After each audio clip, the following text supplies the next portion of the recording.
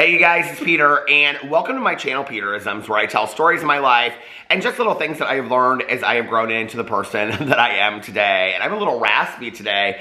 I woke up and I felt like I was kind of losing my voice a little bit. Oh my Lord, here's Tucker. Hello, Tucker. So this is kind of interesting. I usually make my Peterisms videos last, but today I am starting making my videos with my Peterisms videos because I was like, I need some meditations. I sat outside and I actually read the Daily Book of Positive Quotations, which is kind of funny, being that it's my birthday this week, what the meditation was about. So I'm going to read from this, but then I'm also going to read from one of the Melody Beatty books. All right. I haven't even left the house yet and gone to get my coffee. So we're waking up. You're getting to see how I do my meditations in the morning. And so this is kind of like live action film, so to speak. All right. June 24th. I thought this was so funny because my birthday is next Monday. And so when I opened this, I thought this is really interesting. June 24th, perspective of age. The man who views the world at 50, the same as he did at 20, has wasted 30 years of his life. Muhammad Ali. What adult over 30 doesn't like to be thought of as youthful? It flatters us when others assume that we're younger than we are. Being young at heart, though, shouldn't mean being young at mind. If our perspective on the world doesn't widen and deepen as we age, then we're squandering the most valuable asset life has to offer. I loved my younger years, but I also love how experiences informed my judgment and made me a wiser person. You know, this whole thing of getting older and aging is very, very interesting. It's, it's not what anybody tells you it's going to be like, and I don't think that one experience is the same as the next, from one person to the next. And it's not anything that people can prepare you for, And I have to also say that how I thought that I would be with aging is completely different than I am with aging.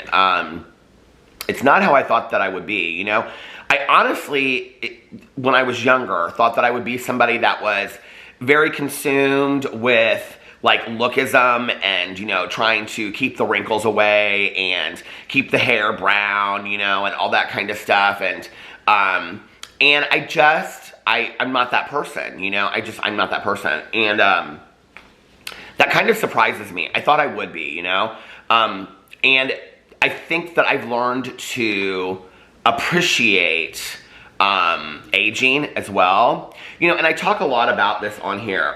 I don't have as much of a problem with getting older and things. Sometimes I'll look down, it's funny because the other day I looked at my hands still don't look I can remember my mom's hands changing. And I remember her saying that about her mom. And I do remember my mom's, hands changing and stuff. But my hands haven't really changed a whole lot, wrinkle-wise. But I was looking at them one day and I noticed just subtle changes. And it was kind of weird to me. It kind of caught me off guard, But it's not so much the physical aging that I have an issue with. It's that time is going by very, very quickly. And there are so many things I still want to experience in this world, so many things I still want to do. And I talk a lot about this on my vlog, that sometimes I just want to stop time. Sometimes I just want to stop time and, be able to, when PP, before he got, horribly sick, it's when we first got the diagnosis and then I was he's not going to be here forever, it was just kind of a moment in time that I wanted to freeze. I didn't want, I'm sure people relate to this with their kids getting older and things like that. It's just everything was so wonderful. We had the house, we had the dogs. It was I was very content in my life. And, I didn't want to give any of that up, and so getting older means you have to give some of that up. But the other thing is that, if I hadn't gotten older, I think that I wouldn't have the things that I have in my life now, So, change is good. I talked about change the other day. But it's hard, because, with aging, yes, you get wisdom, but you lose things, too. People pass on, and, one of the things that's not missed on me is, that my dad is, my only, besides my cousin, my dad is, my only, living immediate relative. I have no siblings, well, my stepmother, but, so my dad and my stepmother, but besides them, I have no immediate family. And my grandparents are gone. I just have my cousin Caroline, that's it, besides my husband. But, it's weird to me. It's well, I'm next, kind of, is how it feels, and, that's hard sometimes, I think. But those are the things that bother me, you know, like when you think to yourself, like, you know, my mom passed away when she was 64, and I think to myself, you know, like, well, I have less than 20 summers left if I make it to my mom's age. You know, that's hard. I'm gonna be 48 next week. I mean, it just sounds so old to me, you know? It's like 30 years since I graduated from high school. It just sounds crazy to me. But I don't mind getting older. I really don't, you know? I think the things that are hard for me are the things I can't do as I get older, and, you know, and the reality is, like, you know, 50 is still pretty young. Like, I can remember, you know, when my mom turned 50, and she loved her 50s. My mom felt like she came into her own in her 50s. She loved her 50s. So in some kind of weird way, I'm kind of excited about my 50s. My mom also loved turning 60, you know? And other than her getting this bizarre disease that, you know, she passed away from, that nobody knew that she was going to get, including herself, like, she probably would have been here till 75 or 80, you know? Anyway, my mom died of an autoimmune disease that almost nobody gets, and so it wasn't like something that, like, she fought for a long time or whatever. But anyway, you know, she was very, very healthy. She lived very healthy, and she, like, up until she got sick, lived very healthy and walked every day and whatever. And so she lived a great, you know, life, and she enjoyed her 60s. And my aunt enjoyed her 60s and her 70s, you know. And my dad is going to be 80 in August, you know. And my dad still is, like, every day, like, you know, swims, takes the dog for a walk, you know, goes outside. He's very active, you know, very, very active. I mean, so I think, like, it's really what you do with the time that you have, you know what I mean? So I think it's a good meditation. I think the other thing I do want to say this, though, is that there's a real double standard in our society. You know, it's really easy for me as a man to let my hair go white, and, you know, like, I have, like, so many women come up to me, and they're always like, oh my God, I love your hair, it's so handsome. I mean, I really do, like, a lot, right? Like, oh, I wish my husband had that hair color, they will say, or something like that. They're not hitting on me, they're just, you know, being very flattering. And, you know, I can remember my mom wanting to let her hair go white, because my mom dyed her hair platinum blonde her whole life, and she was like, it's just a lot. She was like, I'm just tired of keeping up with it and whatever. And she was like, but I'm afraid that if I, like, stop coloring my hair, it'll age me. And she was like, do you think it'll age me if I have, like, all white or gray hair? And I said, yeah, I do think it'll age you, you know?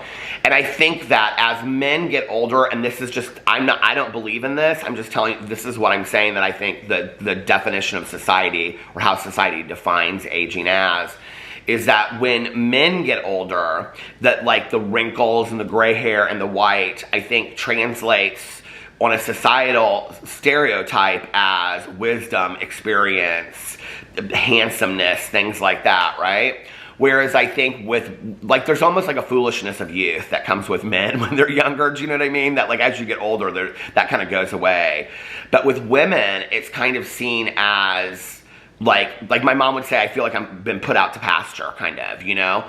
And she didn't want to do that. And so I think it's a double-edged sword. Now, I think today I'm seeing so many women that are just kind of taking that back and owning that, and I love that. I love that so much, you know? One of my favorite things is, if you know the writer Joan Didion, who wrote The Year of Magical Thinking, there's a whole documentary about her on Netflix, but she, you know, Celine, the international fashion house, you know, they did a international campaign for sunglasses with Joan Didion, because she's known to wear these big, you know, black sunglasses and always be smoking a cigarette. I mean, she's like, I think she's probably like 85 now, you know. But anyway, this ad campaign came out, and it was her with a black turtleneck. I wish I had my phone right here. I just pulled, oh, I do. Let me see if I can find it. Well, if I can find it, I'll put it in here somewhere. But it's her with, like, her hair tucked behind one ear, and she's got white hair and these sunglasses on. I think she might be smoking a cigarette. I don't remember. And it's just like, it's her. It's like this picture of, like, this fashionista embracing her age, and it's so fantastically done, you know. And it's like, I think that's it. Like, whatever age you're at, you know. And I try to do a really good job of not, you know, being condescending to people that are younger, or being patronizing. I do find myself doing it from time to time. It's hard when you're older, though, you know, and you see somebody doing exactly what you're doing, like, that you did and you made the mistake. I get it now. Like, I get why my parents and people around me, like, would, you know, say what they said to me. Like, I did, and I knew, like, back then they'd say, well, when you get older, you'll understand, but I do get it now, which is kind of like, that's the bite in the butt, right? But it's like, like, I'll see somebody, like, doing something, like, I have friends of mine that are in their younger 20s, or, mid-20s that I'm in recovery with, and they'll, like, be talking, and I'll give them a suggestion, like, after a meeting or something, we'll be talking, and they'll be like, yeah, but, like, you don't really understand the situation. I'm like, no, I totally understand the situation, but my dad said to me one time, he said, listen, he said, I would love to show you the life that I've had, and, the mistakes I've made and the successes I've had, and, you could go ahead and you could do, and make the same mistakes, but, like, and, make the same mistakes and have the same, or make different mistakes or not make those mistakes and have successes, and your life would turn out great. He said, but I know that you need to learn from yourself, like, what life is about, and you need to make your own mistakes and have your own successes. And so that's true, though, right? I don't know. I wish we all had our own international modeling campaign as we got older, though. That would be really nice, wouldn't it? Because I think that would make us feel even better as we were getting... I mean, it's hard sometimes when you look in the mirror, I will say, like, some friends of mine as they get older, like... And this, especially, like this, like I'm saying, like, this is most of my female friends, again, they'll look and they notice the lines around here, or they'll say, like, the lines around their eyes, and I just kind of, like, I've given up on that, like, I have, like... When my hair, so this is how it kind of all started for me. So when we got married in 2011, so this will be our 9-year wedding anniversary coming up in August. We got married in Las Vegas, and I didn't bring my electric razor with me that week. So every day I was like, shaving. I had no beard at the time. But after our wedding, I let it go for like 2 or 3 days, and it started growing in. Well, when it grew in like salt and pepper.